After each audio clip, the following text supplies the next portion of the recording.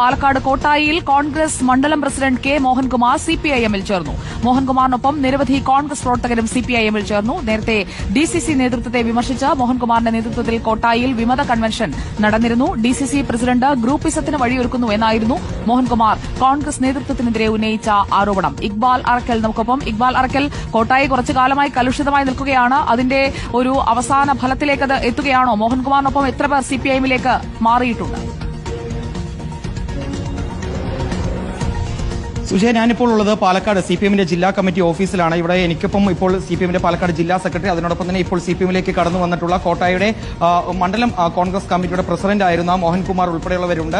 നേരത്തെ തന്നെ കോൺഗ്രസിന്റെ പാലക്കാട് നേതൃത്വത്തിനെതിരെ രൂക്ഷമായിട്ടുള്ള വിമർശനങ്ങളും പരാതികളുമാണ് മോഹൻകുമാറിന്റെ നേതൃത്വത്തിൽ ഉന്നയിച്ചിരുന്നത്. അതായത് ഡിസിസി പ്രസിഡന്റ് തന്നെ ഗ്രൂപ്പിസത്തിന് വഴിയൊരുക്കുന്നു, ഗ്രൂപ്പിസം വളർത്താനുള്ള ശ്രമങ്ങൾ ഒരുക്കുന്നു എന്നുള്ളതായിരുന്നു മോഹൻകുമാറിന്റെ നേതൃത്വത്തിലുള്ള കോൺഗ്രസ് പ്രവർത്തകരുടെ ആരോപണം. ആ ആരോപണങ്ങൾ ഉന്നയിച്ചുകൊണ്ട് ദേശീയ നേതാക്കൾക്ക് ഉൾപ്പെടെ പരാതി നൽകിയിരുന്നു. പക്ഷേ ആ പരാതികളൊന്നും യാതൊരു രീതിയിലും നടപടി ഉണ്ടാവാതെ വന്നതോടുകൂടിയാണ് ഇപ്പോൾ മോഹൻകുമാറിന്റെ നേതൃത്വത്തിൽ നിരവധി കോൺഗ്രസ് പ്രവർത്തകർ ഇപ്പോൾ സിപിഎമ്മിന്റെ പാലക്കാട് ജില്ലാ കമ്മിറ്റി ഓഫീസിലേക്ക് എത്തി സിപിഎമ്മിൽ ചേർന്നിരിക്കുന്നത്. മോഹൻകുമാറും സിപിഎമ്മിന്റെ ജില്ലാ സെക്രട്ടറി ഉൾപ്പെടെയുള്ളവരുണ്ട്.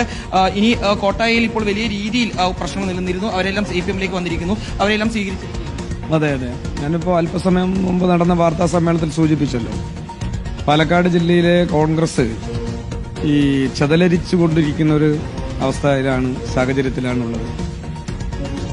മറ്റൊന്നും കൊണ്ടല്ല, കോൺഗ്രസ് അത്രത്തോളം ദുർബലപ്പെട്ടു പോയി.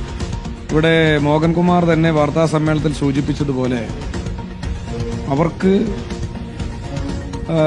സ്ഥാനമാനങ്ങളും അധികാരത്തിനു വേണ്ടി വർഗീയതയുമായി കൂട്ടുകെട്ടും. അത് കുറെ കാലമായി കോൺഗ്രസ് തുടരുകയാണല്ലോ. അത് കേരളത്തിലാകമാനമുണ്ട്. പാലക്കാട് ജില്ലയിലെ ബൈ ഇലക്ഷനിൽ SDPയും ജമാഅത്തെ ഇസ്ലാമിയുമാണ് രാഹുൽ മാങ്കൂട്ടത്തിൽ വിജയിച്ചു എന്ന റിസൾട്ട് വന്നുടനെ പട്ടണത്തിൽ പ്രകടനം നടത്തിയത്.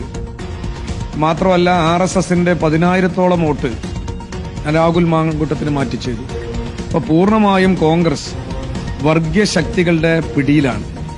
ഇത് മനസ്സിലാക്കിയാണ് മതനിരപേക്ഷ മനസ്സ് സംരക്ഷിക്കുക, മതനിരപേക്ഷ കേരളം സംരക്ഷിക്കുക, മാത്രമല്ല ഗ്രൂപ്പിസത്തിന് അതീതമായി ഈ കേരളത്തിലെ മനുഷ്യരുടെ പ്രശ്നങ്ങളെ അഭിസംബോധന ചെയ്യുന്ന ഏക പാർട്ടി തൊഴിലാളി വർഗ പാർട്ടിയായിട്ടുള്ള CPM ആണ് എന്ന തിരിച്ചറിവാണ്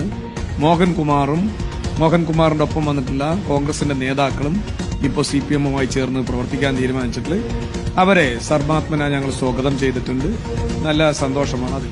ഇപ്പോൾ മോഹൻകുമാർ ഉൾപ്പെടെ നമുക്കൊപ്പം ചേരുന്നുണ്ട്. വലിയ രീതിയിലുള്ള ആരോപണങ്ങളാണ് DCC നേതൃത്വത്തിനെതിരെ ഉന്നയിച്ചിരിക്കുന്നത്. ഇപ്പോൾ പുതുതായി ഷാഫി പറമ്പിൽ MPക്കെതിരെയും രാഹുൽ മാങ്കൂട്ടത്തിൽ MLAക്കെതിരെയും